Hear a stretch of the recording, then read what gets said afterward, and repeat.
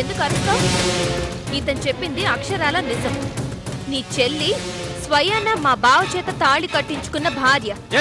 ఇంకొక మాట మాట్లాడంటే ఇక్కడ నిలువున పాతేస్తాను.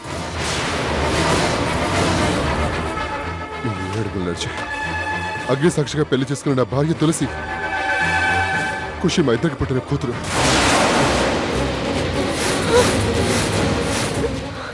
చూసావా బావా, నేను నీ భార్య ఫోటో పగలు కొడితేనే నీకంత కోపం వచ్చిందే, కానీ ఇది ఎంతకు తెగించిందో చూడు.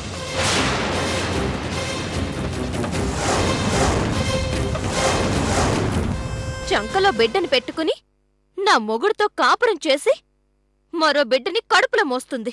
నిన్ను నిలువున మోసం చేస్తుంది.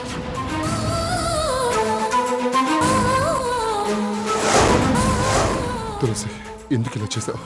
నువ్వు చనిపోయావనుకోని ప్రతిరోజు కుమిలి కుమిలి ఏడుస్తావు. మన బిడ్డ రూపంలో నేను చూసుకుంటూ జీవితాన్ని నెట్టుకొస్తున్నాను. అలాంటిది నీ ఆరోగ్యం కోలుకోగానే మన ఇంటికి రావాల్సింది పోయి ఇక్కడ ఎలా ఉండగలిగావు? ఆపండి.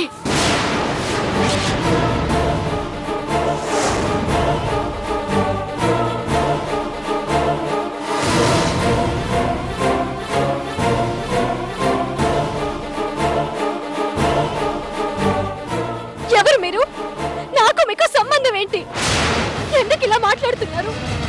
అందరూ కలిసి ఎందుకు నా మీద ఇలా కక్ష కట్టారు? తెలుసు, అలా మాట్లాడుతూ నేనేదో తప్పు చేస్తాననిపిస్తే నువ్వే శిక్ష చేసినా భరిస్తాను, అంతేకాని నువ్వెవరో తెలియదని మాత్రం అనొద్దు.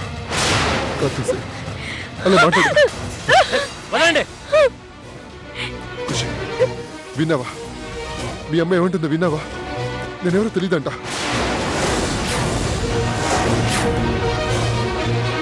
మీరసలు మనిషేనా? మృగాల కన్నా హీనంగా ప్రవర్తిస్తున్నారు. మరే వాళ్ళ భార్యని మీ భార్య అనడానికి మీకు నోరెలా వచ్చింది? నువ్వన్నీ మర్చిపోయినట్లున్నా. నేను ఈ భర్తని ఒక్కసారి గుర్చేసుకో.